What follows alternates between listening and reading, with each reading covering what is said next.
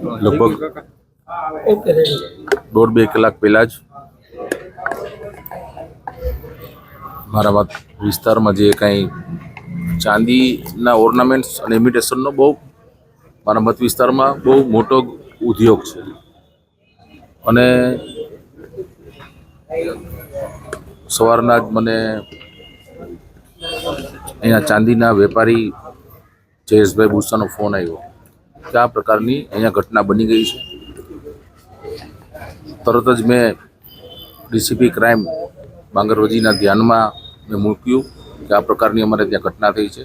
તેઓ પોતે ક્રાઇમ બ્રાન્ચની જે પીઆઈ છે ગોંડલિયાજી અને એની સમગ્ર ટીમ બી ડિવિઝનની ટીમ તરત જ આવી અને જે કાંઈ એમને પ્રાથમિક તપાસ કરવાની હોય, એફઆઈઆર કરવાની હોય, આજુબાજુના જે કાંઈ એમના સર્વેલન્સ અને જે કાંઈ સિસ્ટમ હોય પોલીસની એ કાર્યવાહી કરી રહ્યા છે. અને લગભગ ત્યાં સુધી મારા ધ્યાનમાં થોડું ઘણું આવ્યું છે, ત્યાં સુધી 140 કિલો જે ઓર્નામેન્ટ છે ચાંદીના તૈયાર દાગીના એમની ચોરી થઈ છે.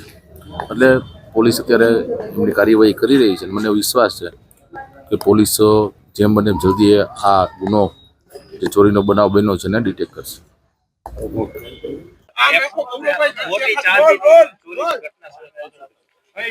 આજરોજ બી ડિવિઝન પોલીસ સ્ટેશનના હદ વિસ્તારની અંદર ફરિયાદી અતુલભાઈ લીંબાભાઈ ભૂષા જે ઘણા લાંબા સમયથી ચાંદીના વ્યવસાય સાથે સંકળાયેલા છે અને એમના પરિચિત જે છે બિપિનભાઈના મકાનમાં જે ચંપકનગરમાં આવેલું છે એમણે એમનું ચાંદી જે રાખેલું હતું જે 50 થી 51 ટચનું ચાંદી હતું અને આશરે અત્યારે પ્રાથમિક જે ઇન્કવાયરી અથવા એમની જે ફરિયાદ છે એના આધારે કહી શકીએ કે 120 થી 125 કિલો ગ્રામ ચાંદીની ચોરી થયેલી છે અને એની આશરે કિંમત અત્યારે 1 કરોડથી વધારે કહી શકીએ. બાકી અત્યારે એમની ફરિયાદ લેવાની અને બાકીની આગળની તપાસની કાર્યવાહી ચાલુ પાછળ.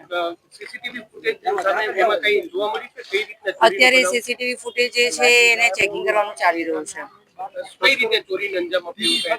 ના અત્યારે હું હાલમાં ના કહી શકું, અત્યારે તપાસ ચાલુ છે.